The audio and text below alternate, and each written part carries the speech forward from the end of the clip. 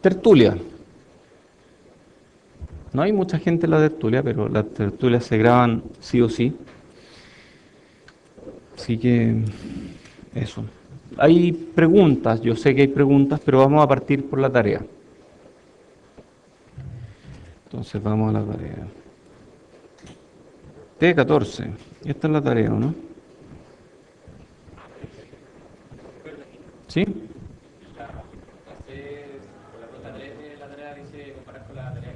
Ah, sí, debía haber dicho con la 13. Sí. Em, ¿Qué es con la anterior? De hecho, aquí se llama 16.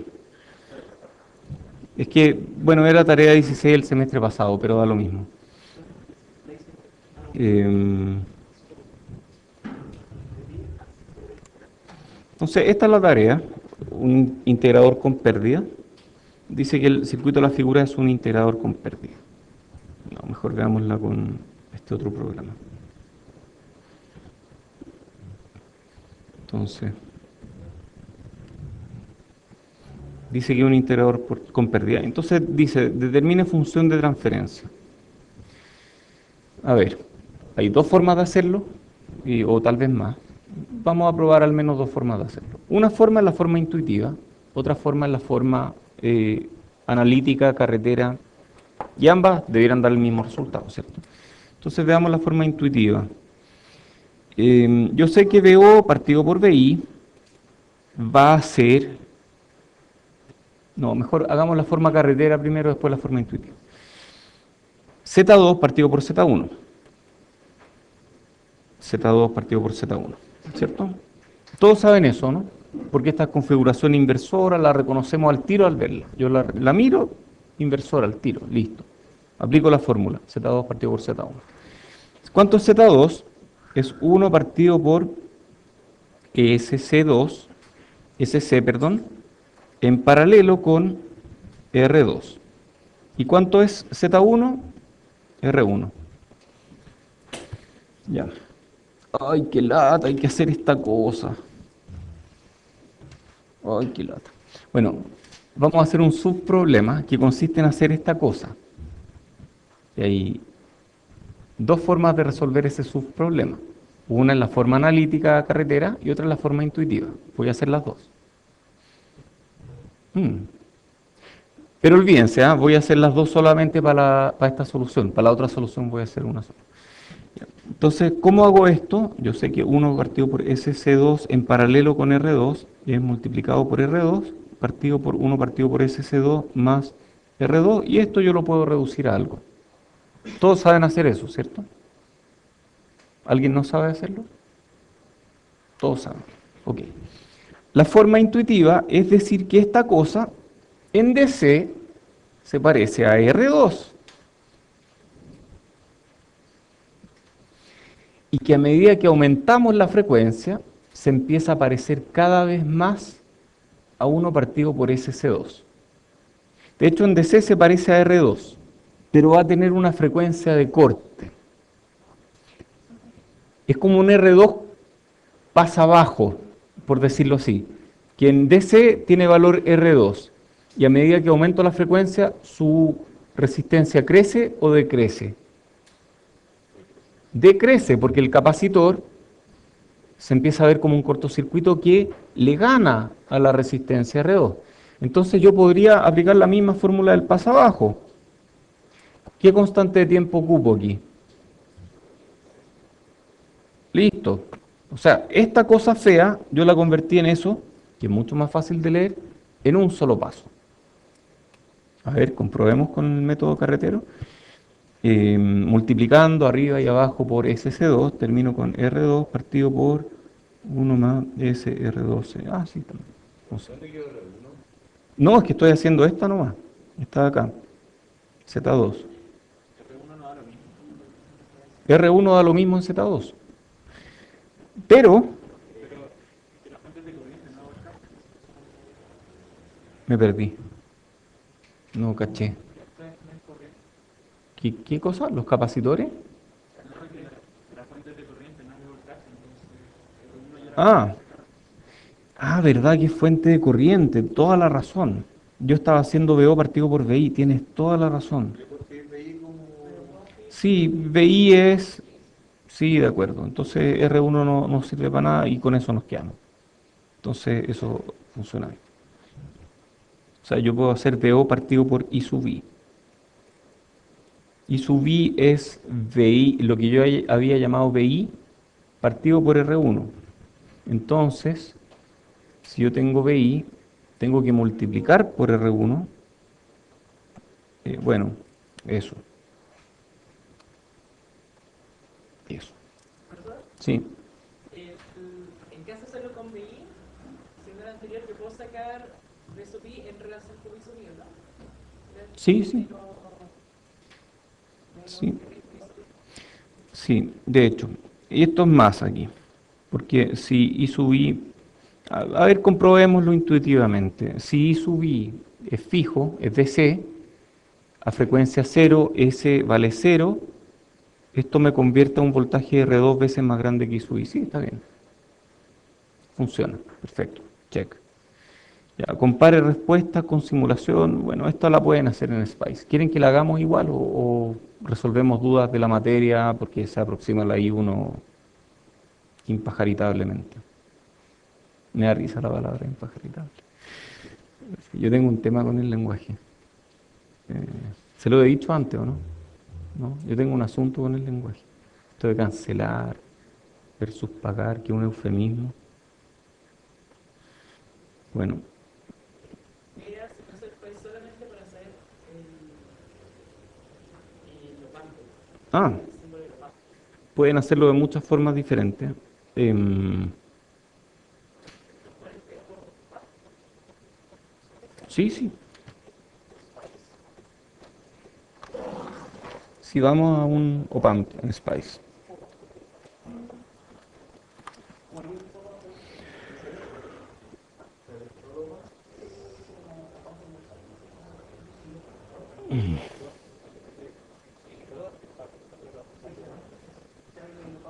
Entonces, a ver, usemos un OPAMP. Los OPAMPs están acá, donde dice OPAMPs. Si uno mira, oh, Linear Technology ha hecho un gran esfuerzo por poner muchos OPAMPs en el mercado. ¿Cuál elijo? Es complicado porque hay de varios tipos. De hecho, hay unos más raros. Por ejemplo, ¿qué es eso? Habría que mirar la hoja de datos. Sí, ese está más feo. ¿Qué será VOCM? Voltaje de salida de modo común. Uno puede definir el voltaje de salida de modo común. Qué buena. O sea, ese es como un driver diferencial. Qué choro. Bueno, como no sé cuál elegir, voy a elegir este que dice OPAMP. Y este que dice OPAMP tiene rieles de alimentación, lo cual significa que va a ser un OPAMP prácticamente ideal. Si yo lo miro, dice AOL. ¿Qué será AOL? Ganancia, OL, Open Loop, enlazo abierto, la típica ganancia, enlazo abierto de los OPAMP. ¿Y qué será esto GBW? Producto, ganancia, ancho de banda 10 megas. Uy, qué choro, o sea, estas cosas que estamos viendo existen. Bueno, si quiero ponerle rieles, yo puedo ponerle este otro pump que tiene rieles, que es la misma cosa, pero tiene rieles. Este no tiene definición de ganancia de ancho de banda. Pero vamos a quitar este. Y aquí dice algo. A ver, miremos esto. Operacional ideal de un polo. Usted debe puntolivear, porque está usando puntoliv como un verbo. Tengo un tema con el lenguaje. Opam.sub. Entonces, puntoliviemos opam.sub. S.liv opam.sub. Si uno no hace esto, esta cosa no va a funcionar. Luego hacemos R, C,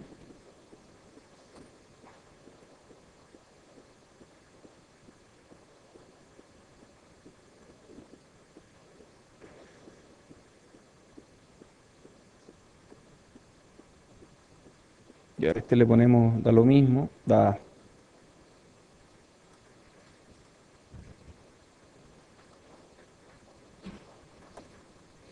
Ya. Entonces luego hacemos fuente de corriente. Corriente, C, current.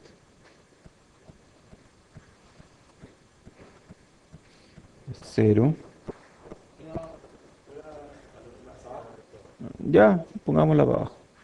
Y luego valor de C, digamos que es 1 y 1, ya.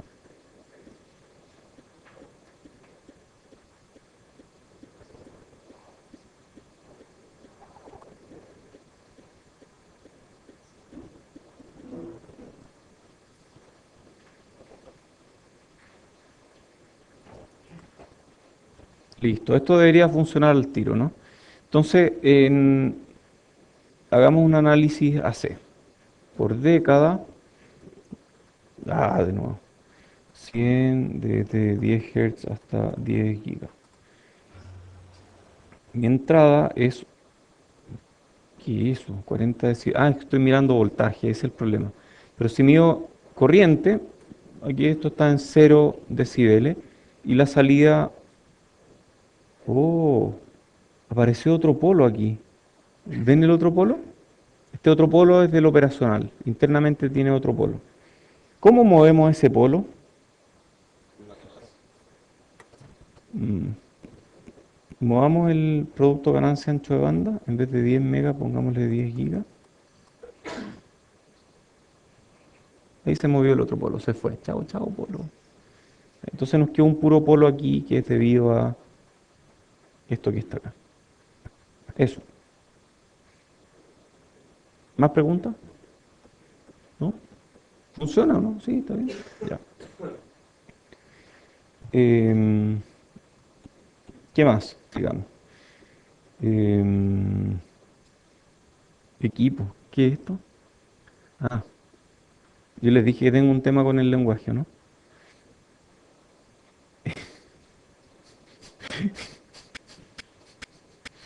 Lo siento.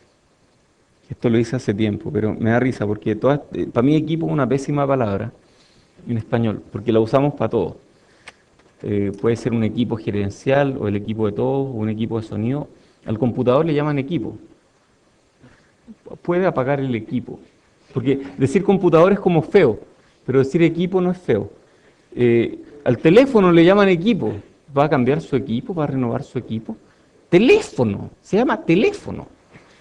Equipo de fotos, equipo médico, cuando uno va al médico hay médicos a los instrumentos de medición le llaman equipo.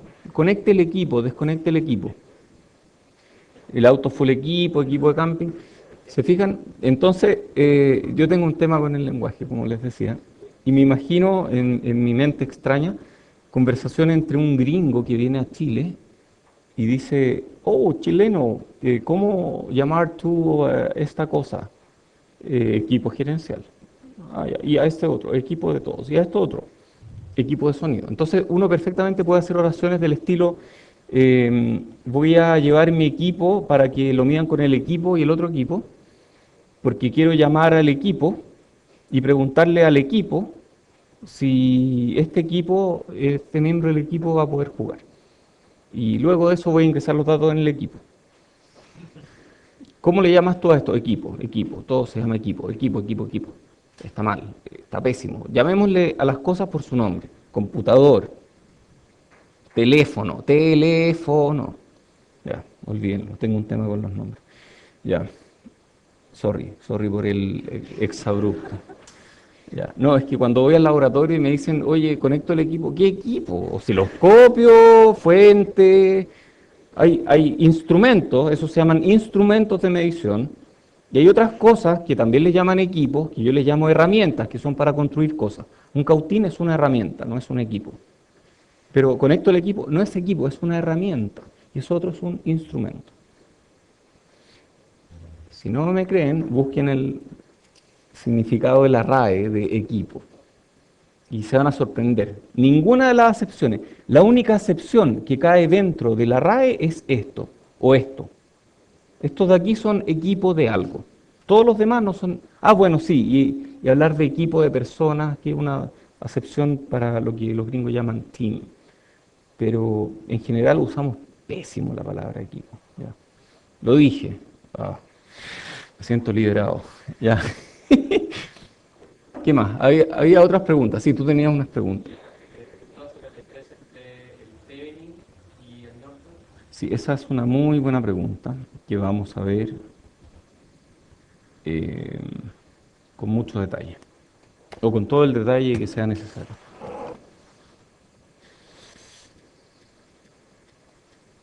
Entonces,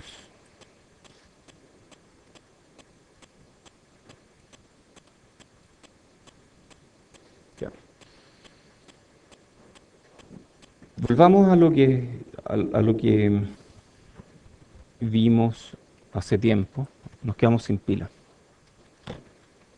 Sí, ya grito nomás, no importa. Total, esta es mi última clase del día. ¿Cómo eran estas curvas de carga? En el eje Y poníamos I. Y en el eje X ponemos B. Perfecto. ¿Y esta curva qué representa exactamente? No, me voy a cansar, voy a cambiarlo. Pero, ¿qué representa? Exacto, eso es. Todas las posibles combinaciones entre voltaje y corriente de ese circuito. Un segundo.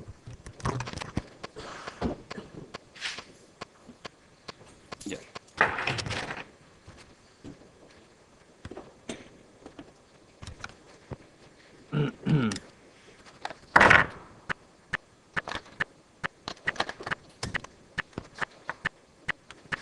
Ya, mucho mejor. Y ahora, responsablemente, a cargar las otras pilas para que cuando yo vuelva la próxima vez no encuentre las pilas descargadas.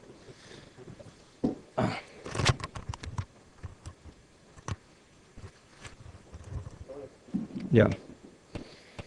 Entonces, este gráfico representa todas las combinaciones posibles entre voltaje y corriente. Por ejemplo, esto puede ser así, puede ser así. Ah, a veces tenía pendiente positiva, otras veces tenía pendiente negativa. ¿De qué dependía eso? De si entrega potencia o no. Entonces, lo que tiene pendiente positiva disipa y lo que tiene pendiente negativa entrega. Si uno va al laboratorio y ve este equipo, esta fuente de potencia que los terrícolas llaman fuente de poder. Ah, ahí hay ahí hay otro tema con los nombres. Y uno ve estas fuentes de potencia, uno ajusta el voltaje y con el voltaje uno puede ajustar esta curva así. Y esta curva eventualmente satura y cuando satura se vuelve así. Entonces una fuente de potencia de laboratorio me da una curva de ese estilo.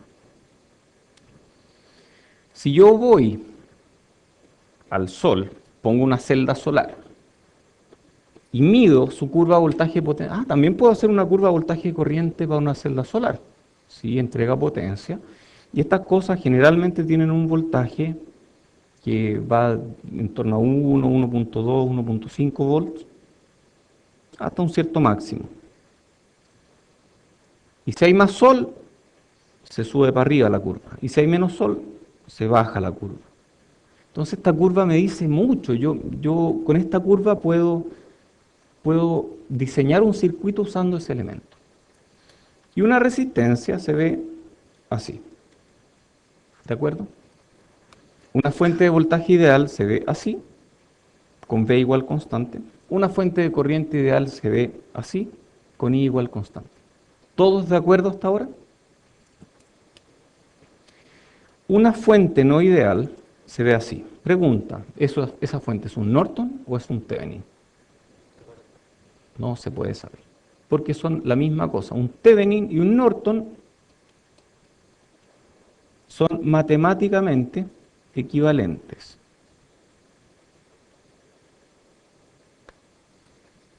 Si yo aquí tengo VTH, RTH, aquí tengo IN y tengo RN, donde RTH igual RN y donde I sub N igual VTH, TH partido por RTH, estos dos circuitos son matemáticamente equivalentes. No hay diferencia alguna.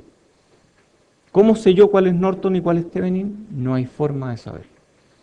Entonces, ¿por qué usamos uno o el otro? Tal vez por conveniencia. A veces el circuito se parece más, el que yo estoy tratando de modelar, se parece más a un Thevenin, otras veces se parece más a un Norton. Pero son la misma cosa. A ver, ¿cuándo se parece más a un Thevenin? Mm, Depende. A ver, ¿qué es un Thevenin? Un Thevenin es un voltaje con una resistencia en serie. ¿Cuándo el Thevenin es ideal? Cuando el RTH es muy chico o cero. Entonces, cuando el Thevenin es ideal, yo le pongo una carga aquí y el voltaje que voy a ver a la salida va a ser prácticamente igual al voltaje de Thevenin. Eso ocurre cuando mi curva es así, donde este es mi voltaje Thevenin y la resistencia de Thevenin es tan chica que el voltaje es casi constante. Si yo le aplico una carga, digamos una resistencia grande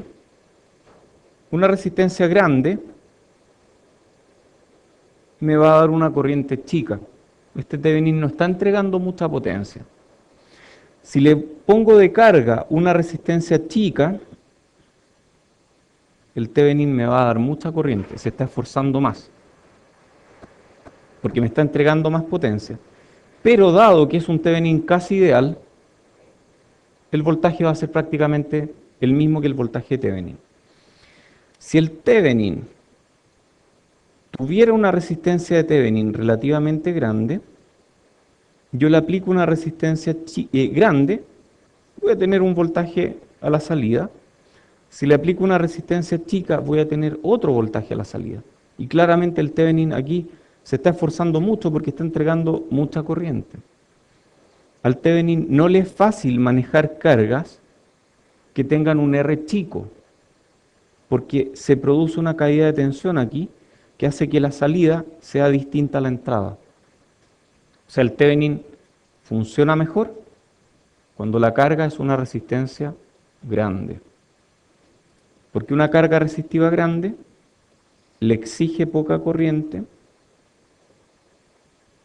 R grande, R chico. Una carga resistiva con R grande le exige poca corriente al Thevenin y hace que el voltaje no cambie mucho. ¿De acuerdo? ¿Sí? Entonces, por ejemplo, si el enchufe es como un Thevenin, ¿no? Es súper parecido a un Thevenin porque el voltaje es casi constante. Pero entonces, ¿cómo se cree que yo pueda manejar motores con o sea, con eso que yo pueda alimentar motores o cosas con resistencia súper baja y que funcione igual? O una lavadora. Por lo mismo, porque un Thevenin ideal tiene un RTH súper chico. O sea, es tan bajo que incluso lo bajo de la resistencia baja de mi lavadora. Es grande, es enorme al lado de la resistencia al Thevenin. Un Norton, en cambio, a ver, si tengo un circuito que se parece a esto, eso se parece más a un Norton, porque es más parecido a una fuente de corriente. En el sentido de que lo puedo modelar mejor como una fuente de corriente con una resistencia en paralelo. A veces quiero modelar un transistor, y un transistor internamente opera como si fuera una fuente de corriente, con una resistencia en paralelo. Entonces, eso yo digo que son Norton. Al final los modelo como una fuente de corriente casi ideal, que tiene una cierta resistencia de salida relativamente grande. Entonces, cuando la resistencia de salida es grande, prefiero usar Norton. Cuando la resistencia de salida es chica, prefiero usar Thevenin. Si a un Norton le conecto una resistencia de salida muy chica, este es el caso dual del Thevenin. Si le conecto una resistencia de salida muy chica, el voltaje del Norton va a ser R chica en paralelo con R, va a ser más parecida a R chica. Una corriente a través de una resistencia chica me genera un voltaje bajo, ¿cierto? Ese voltaje bajo, y la potencia que está entregando el Norton es el producto entre voltaje y corriente. Si el voltaje es bajo, la potencia es baja. Entonces no le estoy exigiendo mucho a este Norton. O sea, si lo conecto con una resistencia cero, el Norton está feliz, porque no está entregando nada de potencia. Toda la corriente se va por ahí, voltaje cero. Perfecto, nada de potencia. Ok. Ah, ¿y cuál es la salida del Norton? Así como la salida del Thevenin es un voltaje, ¿cuál es la salida del Norton? La corriente aquí. Y la salida en este caso es igual a la entrada. El Norton está feliz, porque todo lo que entrega se va por la salida y no se va por su resistencia interna. Si en cambio yo cargo el Norton con una resistencia grande, el paralelo entre estas dos se parece más a Rn. La corriente del Norton se va, ¿por dónde prefiere irse? ¿Por la resistencia baja o por la resistencia grande? Por la baja, se va casi toda por ahí, y por aquí sale un poquito, entonces IO va a ser una corriente chiquitita en comparación con la corriente del Norton. Va a ser una corriente tan chica que casi toda la corriente se está perdiendo internamente en el Norton. O sea, al Norton le cuesta manejar una carga grande, una resistencia grande, porque toda la corriente se va por otro camino y muy poco de la corriente pasa a la salida.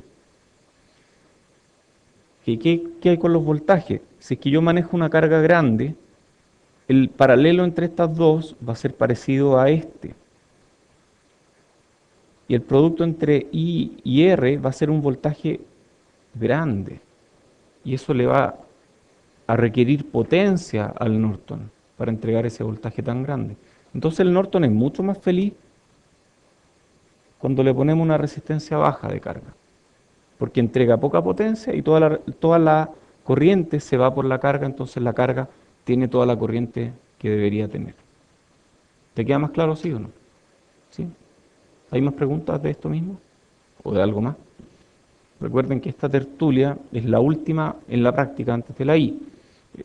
Ah, no, el lunes tenemos otra. El miércoles, este miércoles hay ayudantía.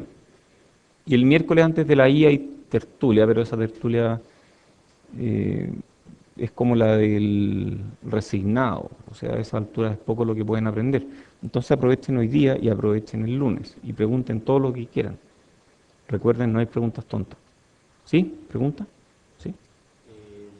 Lo que usted dijo de realimentación positiva y negativa de una configuradora operacional, ¿cómo se opera eso? Todo. Ya, veamos eso. De partida, ¿cómo sé yo cuando estoy con realimentación negativa? Y lo típico es decir, bueno, aquí hay realimentación negativa. ¿Por qué? Porque parte de la salida, una parte atenuada de la salida, entra por la pata que es la entrada inversora. Entonces hay realimentación negativa. Intuitivamente,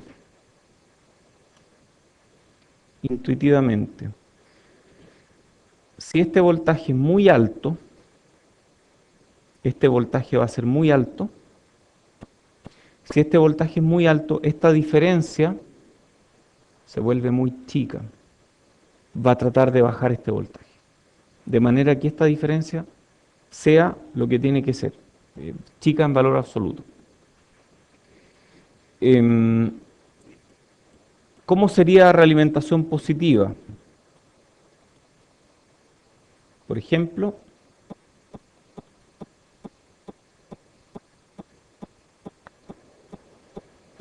esto de aquí es realimentación positiva. Porque parte de la salida, una parte, dada por ese divisor de tensión, una parte de la salida entra a la entrada no inversora. Si es que subo un poco VO, esta va a subir un poco. Si esta sube un poco, la entrada diferencial sube. Si la entrada diferencial sube, la salida sube más. Si la salida sube más, este voltaje sube más, la entrada diferencial sube aún más, la salida sube aún más y así sucesivamente. Esto diverge. Entonces la realimentación positiva diverge, mientras que la realimentación negativa converge. Es curioso, ¿ah? Pero la realimentación positiva puede servirnos para hacer ganancias súper grandes. Por ejemplo, si este tiene ganancia A, a ver cómo funciona esto. VO igual a veces Vx menos VY. ¿Todos de acuerdo con eso? ¿Sí? Pero Vx es VO por R1 partido por R1 más R2. ¿Todos de acuerdo, no? ¿Alguien no está de acuerdo? Todos de acuerdo. Entonces yo reemplazo eso ahí. Tengo VO igual A por VO R1 partido por R1 más R2 menos A por VI. VO factor de 1, cambió el signo aquí, menos VO ya lo puse, R1 partido por R1 más R2 igual menos A por VI. Y de aquí yo saco que VO partido por VI va a ser igual a menos A partido por no, pongámosle más A y damos vuelta a este otro. A R1 partido por R1 más R2 menos 1. ¿De acuerdo, no? Ya. Hagamos que R1 sea igual a R2, arbitrariamente, ¿ok? Entonces esto va a ser como A medios menos 1. ¿De acuerdo? Ya, ¿qué pasa si hago que A sea, por ejemplo, 2,01 o 2,02? Hagamos que A sea igual a 2,02. ¿A es una ganancia alta o baja? Baja, súper baja. VO partido por VI va a ser 2,02 partido por 1,01 menos 1, y eso es 2,02 partido por 0,01, y eso me da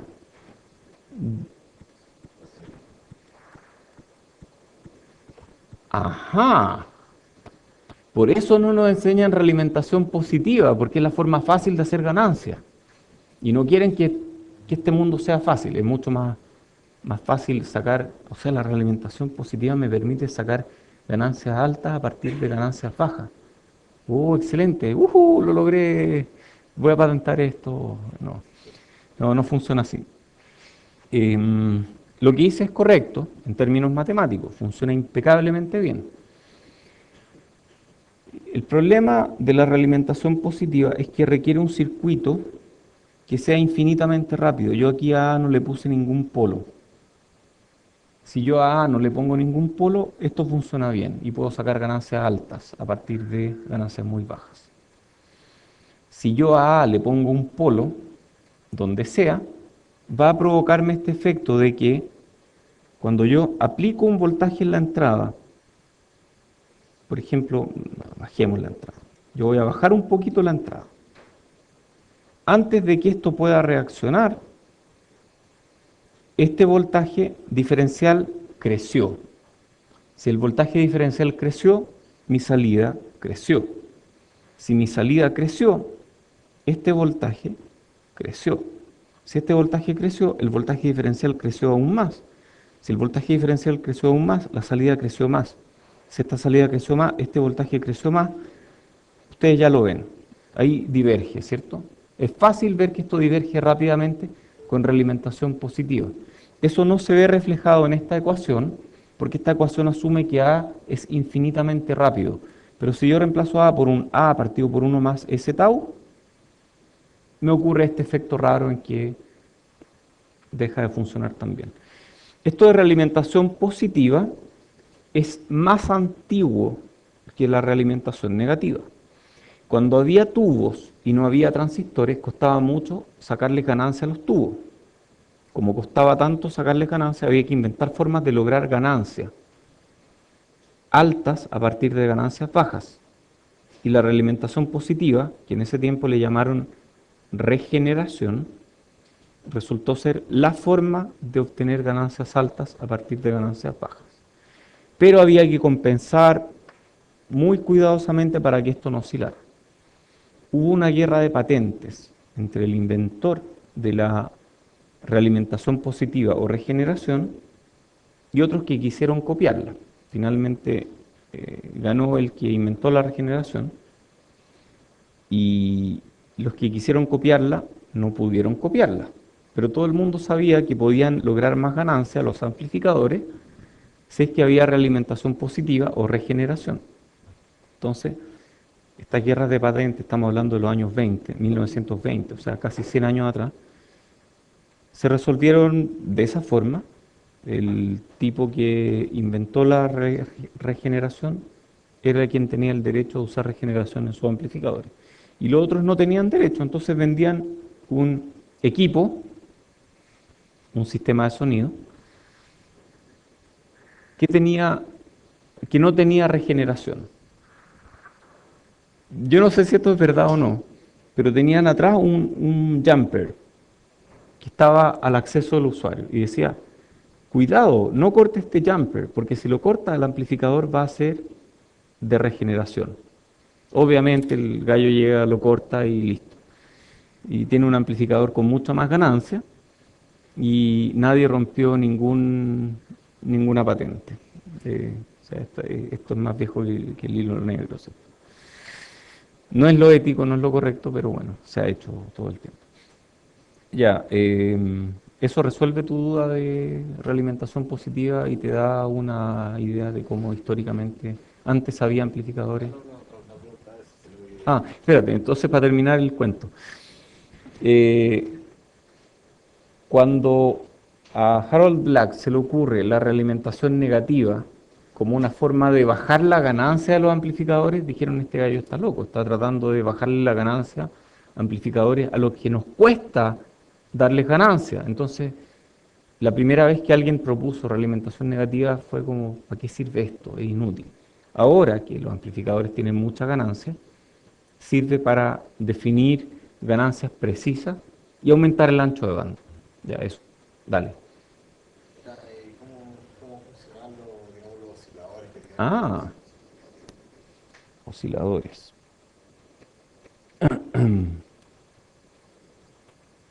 A ver, yo dije que un oscilador era un amplificador que en algún momento tiene ganancia, tiene realimentación negativa y en otro momento tiene realimentación positiva, ¿cierto? Dependiendo de la frecuencia. Ok. Entonces hagamos. Déjame pensar la forma más fácil de hacer esto. La forma más fácil de mostrar cómo funciona esto de realimentación positiva es la que voy a mostrar ahora.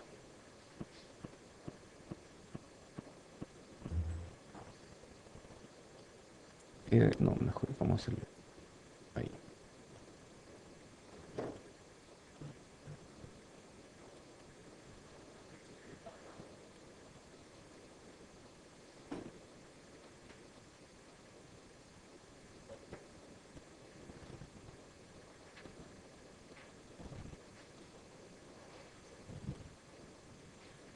Ok. ¿Qué tengo aquí?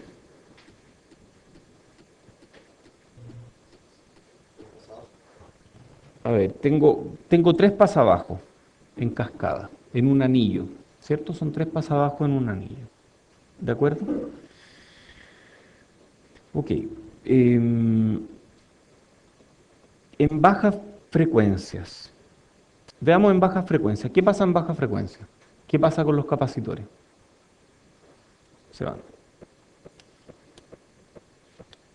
Se van los capacitores. Entonces nos quedamos con eso, eso y eso. Entonces en baja frecuencia, si esto vale X, multiplico por menos 1, ¿qué aparece aquí?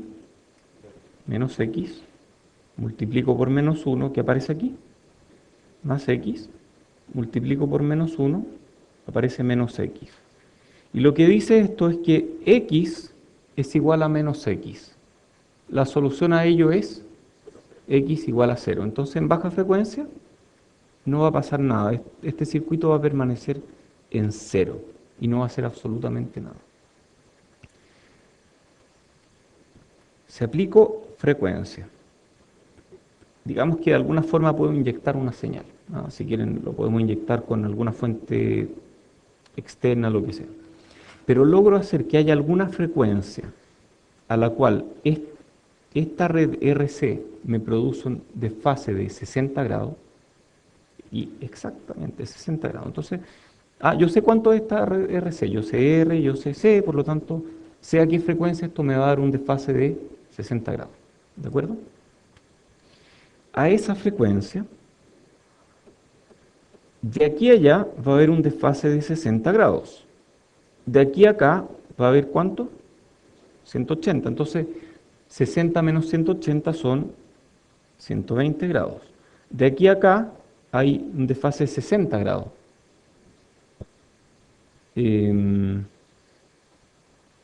Era 60, ¿no? Sí, creo que está bien. 120 más 60 son 180. Menos 180 es 0. No, aquí me da otro desfase. No, no era 60. Creo que era 120. Ya. No puede haber sido 120, pues si es un solo polo. Ya, a ver, veámoslo de otra forma. Entre estos tres me dan un desfase de 180. De menos 180. Sí, estaba bien, no entiendo por qué estaba mal. Si aquí parto en 0, ya sé lo que hice. Si aquí parto en 0, aquí voy a estar en 180.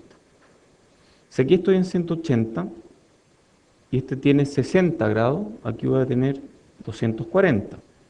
Menos 180, ¿cuánto es 240 menos 180? 60, aquí hay 60 grados. Más 60, 120 grados. Menos 180, menos 60 grados. Menos 60 grados, más 60 grados, 0. O sea, lo que yo le meta en esta frecuencia va a darse el lazo completo y va a realimentarse.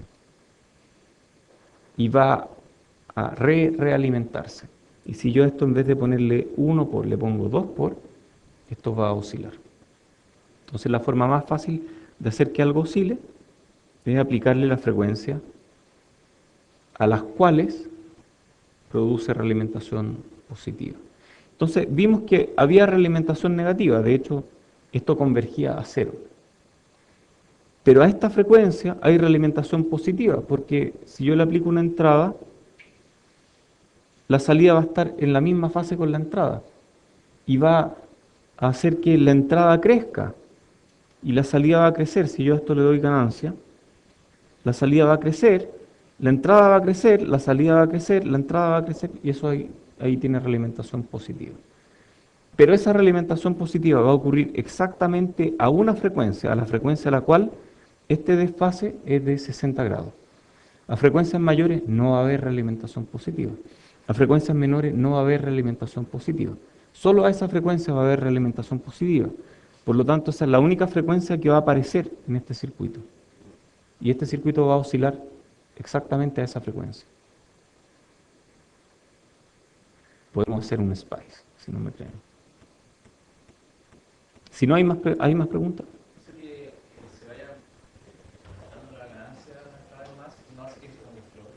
Sí, bueno, llega a los rieles eventualmente. Llega a los rieles, pero si hacemos algún circuito que evite que esto llegue a los rieles y que a esa frecuencia me dé una ganancia fija, 1 por ejemplo, es posible hacer que esto oscile permanentemente. Entonces con algún tipo de no linealidad yo puedo reducir la ganancia para que no llegue a los rieles. ¿Sí? Respecto al circuito que tengo que vamos a tener flexibilidad. ¿Cuál era ese? La- la- Sí, ese me encanta. Gracias por recordármelo. Ya, si hay tiempo después podemos hacer el spice de esto. Nunca lo he hecho, debe ser divertido. Ya.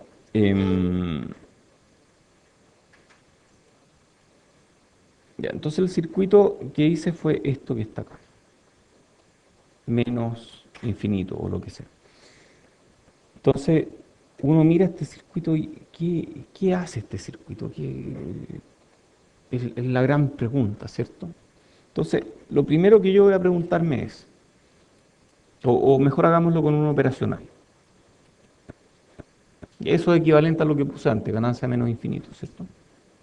Porque la ganancia de este nodo a este nodo es menos infinito, ¿cierto? Porque el operacional tiene ganancia infinita, por lo tanto, si yo aplico menos infinitesimal aquí, aparece algo aquí a la salida. Ya. ¿Qué corriente hay aquí?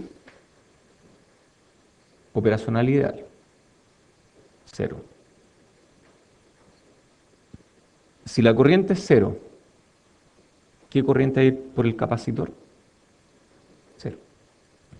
Si en el capacitor no hay corriente, ¿qué le pasa al voltaje del capacitor? A ver, voy a acordarme. V igual Z, 1 partido por SC por I. O dicho de otra forma, SCV igual I. O C por SB igual I.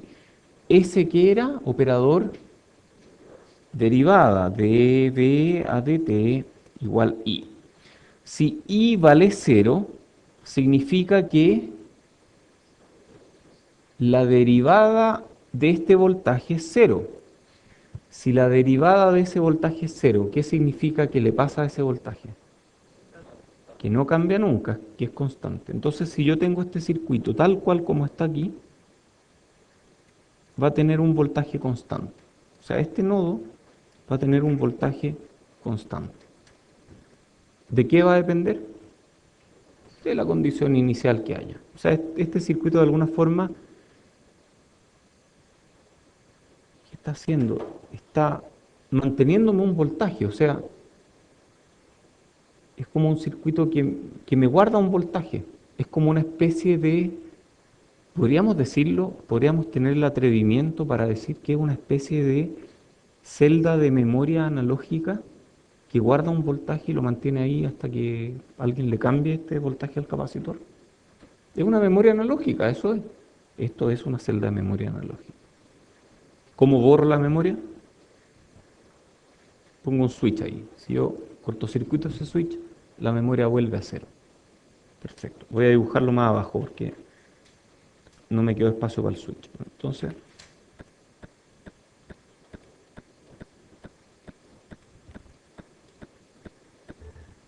ahí está. Entonces, si yo cortocircuito aquí, el voltaje del capacitor va a ser 0. Luego yo abro este switch y el voltaje sigue siendo 0. Si este es 0, ¿qué voltaje hay aquí? 0. Si este es 0 y el voltaje del capacitor es 0, ¿qué voltaje hay aquí? 0. Perfecto, hay 0. Ya. Ahora, pongamos este circuito frente a una fuente de corriente. Cuando hay una fuente de corriente en este circuito, mejor pongamos la corriente para abajo. Cuando hay corriente, ¿la corriente se va por aquí? ¿No? ¿Por dónde se va? Por acá. Entonces, este circuito empieza a hacer que esta corriente se integre en el capacitor. Y si mi corriente es constante, el voltaje va a ser 1 partido por C por la integral de una corriente constante. O sea, el voltaje va a ir creciendo a una pendiente constante que es I partido por C. Perfecto. ¿Hasta cuándo? Hasta que yo apague esta fuente de corriente. Y esta fuente de corriente puede ser cualquier cosa. Por ejemplo, esta fuente de corriente puede ser la salida de un sensor. Y si yo tengo aquí la salida de un sensor, que es una fuente de corriente ideal, y el sensor es ruidoso, y me da una corriente ruidosa, al integrar esa corriente ruidosa, yo igual puedo medir un voltaje a la salida. Aunque tenga ruido la corriente, si yo integro ese ruido más la señal, el ruido en periodos sucesivos se va a ir cancelando mutuamente consigo mismo, mientras que la señal, dado que guarda correlación consigo misma, va a crecer en su integral.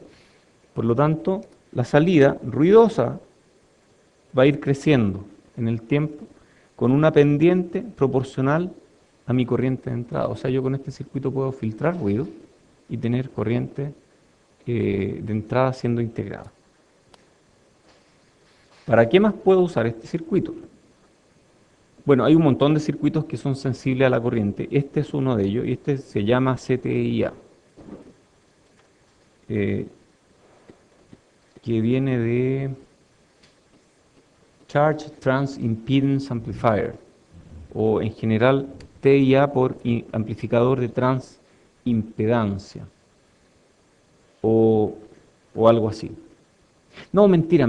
Este no se llama así. Este se llama CSA, Charge Sensitive Amplifier. Porque finalmente lo que hace es que el voltaje de salida sea proporcional a la carga aquí.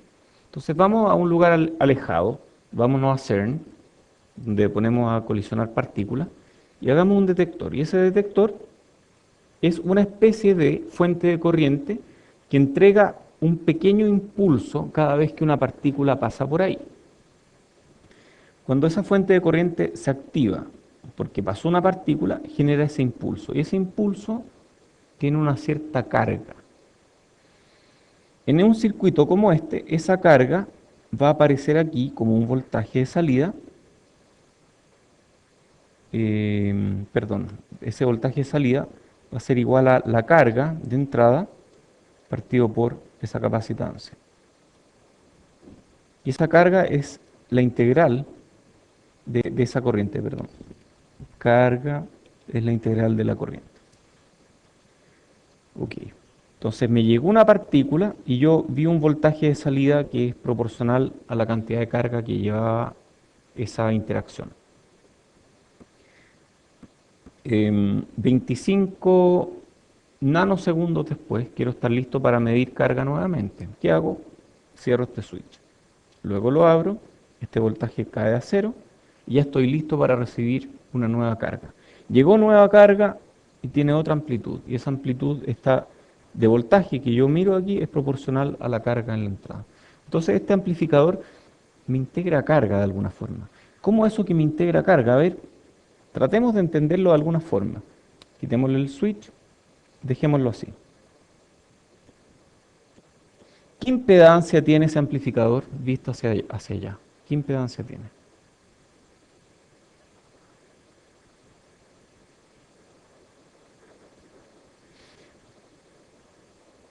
A ver, este es cero, este nodo es 0 volts, pero ¿qué impedancia hay allá? Si esto tiene una ganancia finita. Podemos usar Miller, ¿o no? Si usamos Miller, y esto es equivalente a un capacitor CF multiplicado por 1 más una ganancia A muy grande, o sea, es un capacitor enorme a tierra, es un megacapacitor a tierra. Un capacitor gigante tiene una impedancia alta o baja. Muy baja. Un capacitor gigante, 1 partido por SS, tiene una impedancia muy baja. O sea, la impedancia que ofrece este circuito a cualquier cosa que hay acá es baja, un Zin bajo. Por lo tanto, si yo le conecto un detector que me emite alguna corriente, algún impulso de corriente, esa corriente, aunque tenga otro camino alternativo, va a preferir irse por allá, porque se le ofrece menor impedancia. Y esa corriente se va a integrar aquí y va a producirme un voltaje de salida. Entonces este circuito es muy sensible a la carga. Y si yo aplico nuevamente otro impulso de corriente que tiene una cantidad de carga Q, recuerden que carga es la integral de la corriente, ¿cierto? Entonces, tengo una cantidad de carga Q. No sé qué forma tiene ese impulso. Puede ser un impulso muy grande, en muy poco tiempo, o puede ser un impulso más bajo en más tiempo, pero lo que importa es la integral de ese impulso. La integral de ese impulso, que es de alguna forma proporcional a la señal que estoy viendo, es carga eléctrica. Y esa carga no se va para allá, se va por el camino de menor resistencia y se integra toda en ese capacitor. Entonces a ese capacitor le ponemos carga directamente. Esa carga de ahí entra allá. ¿Qué pasa cuando a un capacitor le pongo carga? Q igual C por V. Por lo tanto, V igual la carga que le puse partido por C. Entonces el voltaje de salida va a ser proporcional a la carga en la entrada, con una constante proporcionalidad 1 partido por CF. Con este amplificador convierto carga de entrada a voltaje de salida. ¿Qué choro? Y se hace con operacional.